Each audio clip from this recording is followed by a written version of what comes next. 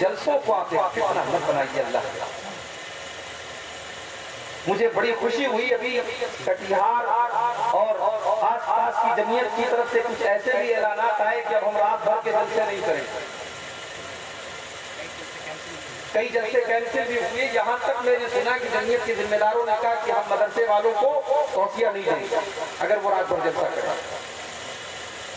मेरे भाई बिल्कुल सही फैसला है। रात भर तकरीर आप सुनिए और फजर की नमाज में एक आदमी भी न रहे, ऐसा जलसा करने कराने का कोई मतलब नहीं। आप कम सुनिए, आप हमारे यूपी में चले आइए, आप महाराष्ट्र में चले जाइए, आप दूसरे स्टेट में चले जाइए, प्रोग्राम 12 बजे के बाद नहीं होता है। 11 बजे तक मैक्सिमम 12 बजे तक प्रोग्राम खत्म। रात भर प्रोग्राम करने की क्या जरूरत है मेरे भाई?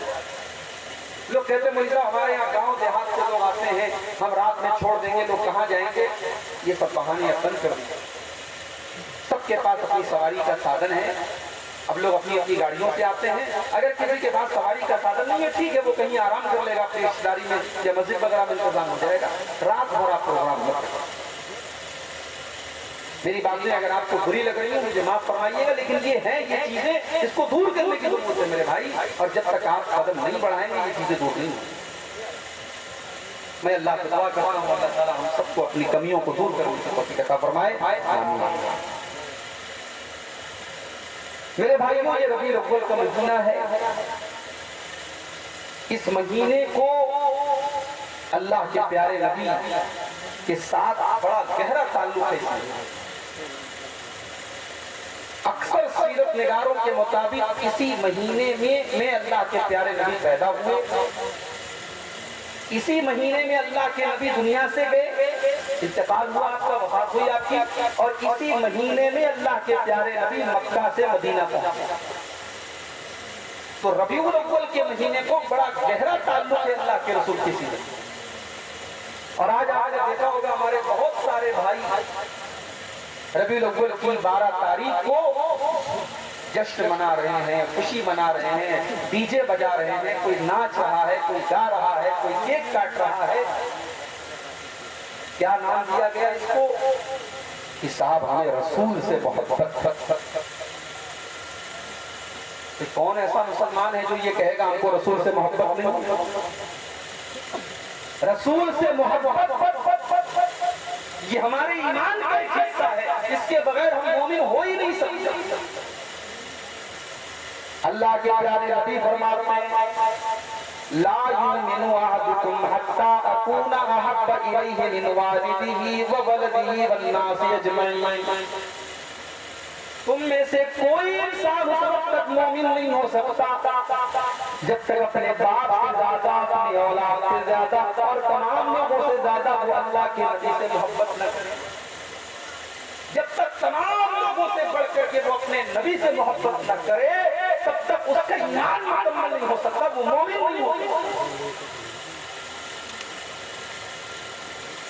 सवाल ये पैदा होता है कि क्या नबी से मोहब्बत अपनी जान से भी बढ़ के करनी चाहिए? भाई माँ बाप से ज्यादा तो करनी है, औलाद से बढ़ के करनी है, सारे लोगों से बढ़ के करनी है। क्या अपनी जान से भी बढ़ करके मोहब्बत करना है नबी के साथ? कुरान मजीद जवाब देता है नबी औला बिल मोमिनीन मिन अनफुसिहिम।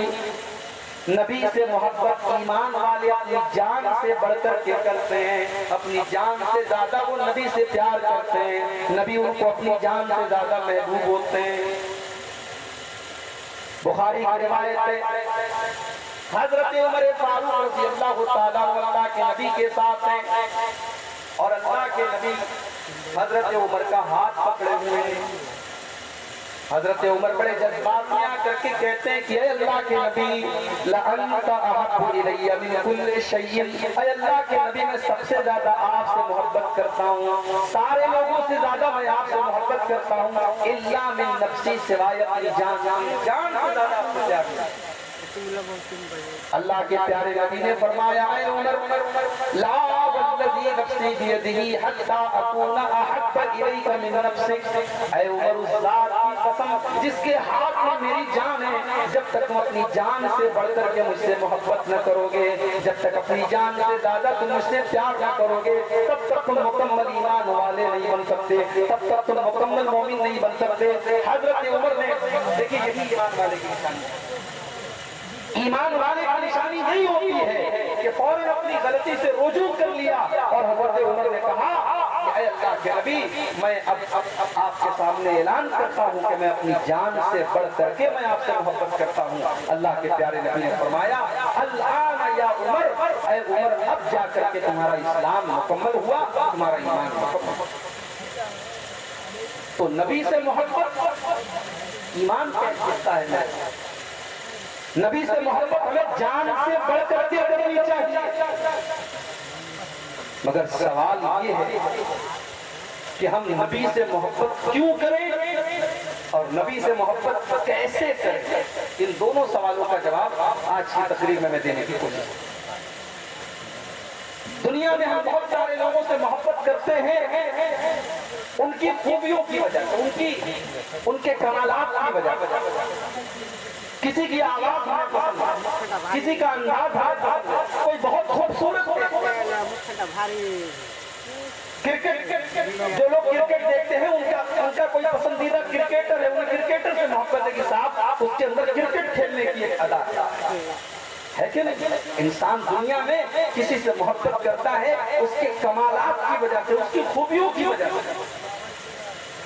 मेरे प्यारे साथी, अगर हम मोहब्बत का ये मियार अपने नबी के ऊपर इसको सेट करें, अगर हम अल्लाह के प्यारे नबी के अंदर देखें कि कौन सी खूबियां आपके अंदर मौजूद हैं, तो हम ये देखते हैं कि दुनिया की कोई ऐसी खूबी नहीं है, कोई ऐसा कमाल नहीं है जो अल्लाह के प्यारे नबी के अंदर मौजूद न हो। आप हर खूबी के मालिक हैं, हर अच्छी चीज आपके अंदर मौजूद है। आपकी सीरत और किरदार तो इतना बेहतरीन है कि अल्लाह तबारक व तआला आपके किरदार की तारीफ करता है कुरान में।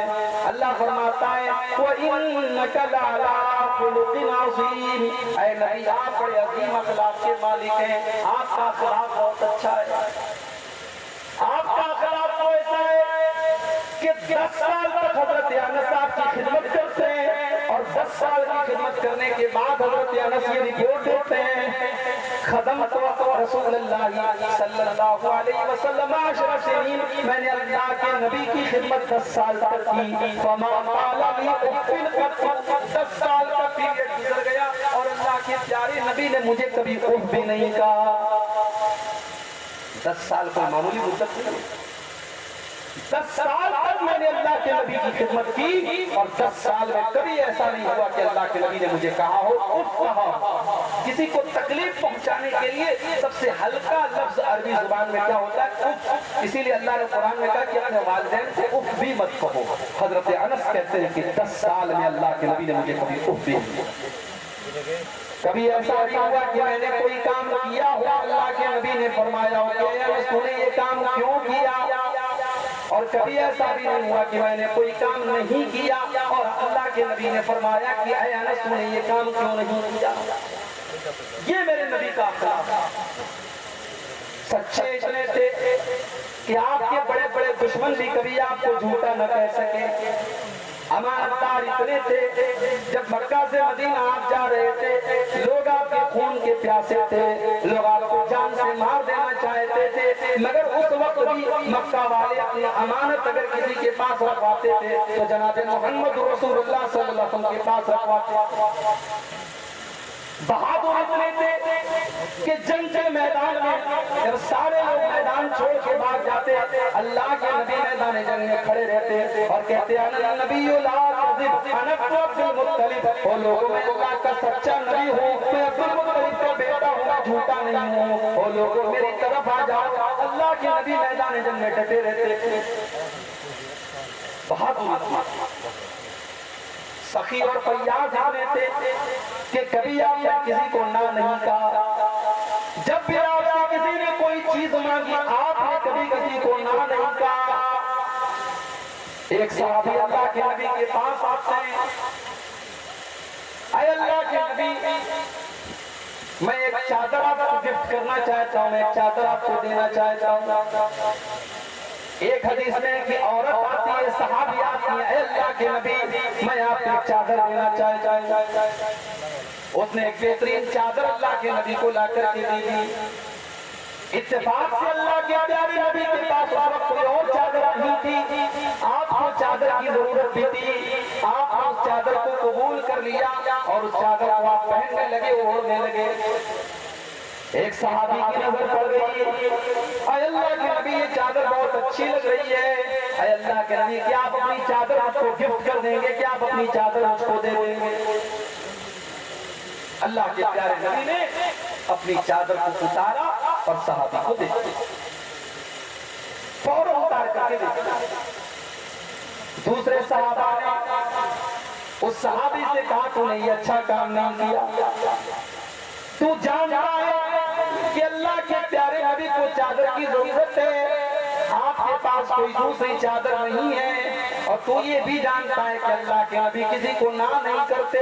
जब नबी से कोई चीज मांगी जाए तो नबी किसी को ना नहीं करते, तूने क्यों नबी से ये चादर मांगी?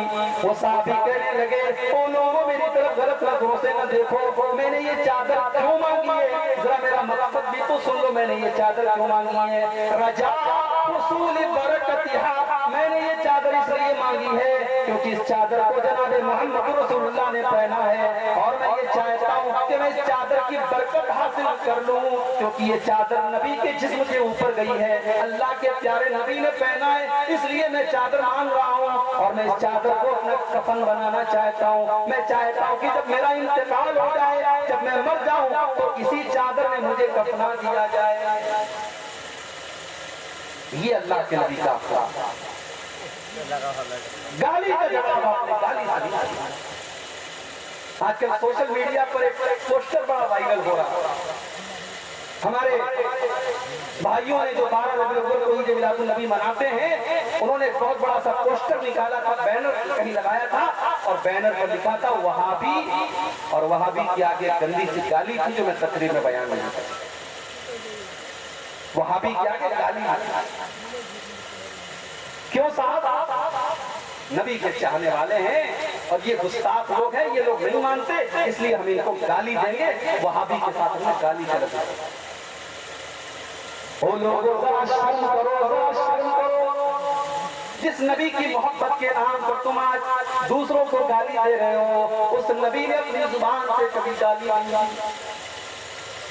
उस नबी का हाल तो ये था, अम्मा आयशा फरमाती हैं, मां काना रसूलुल्लाह सल्लल्लाहु अलैहि वसल्लम फाहिशन वला मुतफाहिशन, अल्लाह के प्यारे नबी ने कभी अपनी जुबान से गंदा लफ्ज इस्तेमाल नहीं किया, कभी गाली के जवाब में भी आपने गाली नहीं दी।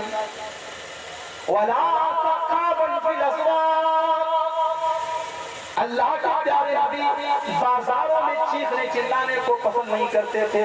वो लोगों जो नबी बाजारों में चिल्लाने को पसंद नहीं करता था, आज उस नबी की मोहब्बत के नाम पर आप डीजे बजा रहे हैं, सारे गांव को सुना रहे हैं, सारे घर वालों को, सारे मोहल्ले वालों को सुना रहे हैं, रास्ते बंद कर रहे हैं। आज मेरे पास वीडियो आया है मुंबई का, बड़े बड़े बड़े बड़े डीजे बज रहे हैं, गाने बज रहे हैं, म्यूजिक बज रहे हैं। जिस नबी ने म्यूजिक की आवाज सुनकर अपने कानों में उंगलियां डाल ली, जिस नबी ने म्यूजिक को शैतान का आला करार दिया, आज उस नबी की पैदाइश के जश्न के नाम पर आप म्यूजिक बजा रहे हैं।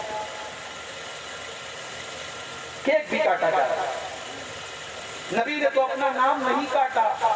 हजरत अली रज़ी अल्लाह तआला अन्हु सुलह हुदैबिया के मौके पर जब अल्लाह के नबी ने कहा कि मोहम्मद रसूलुल्लाह काट करके मोहम्मद इब्न अब्दुल्लाह लिख दो, तो हजरत अली ने कहा कि मैं रसूलुल्लाह का लफ्ज नहीं काट सकता। हजरत अली ने तो नहीं काटा, लेकिन आज नबी का चाहने वाला नबी का नाम लिखता है और फिर उसके बाद उसको चाकू से काट देता। मेरे प्यारे साथियों, गौर करो कि आज मोहब्बत के नाम पर हम कहाँ जा रहे हैं।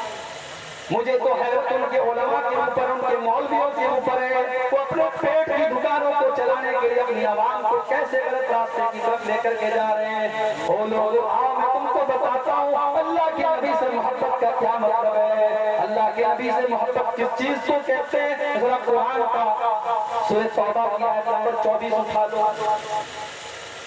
हम लोगों को बहुत सारे लोग 24 नंबर भी बोलते हैं कि ये वहां भी लोग 24 नंबर होते हैं। आओ 24 नंबर का मतलब समझना है।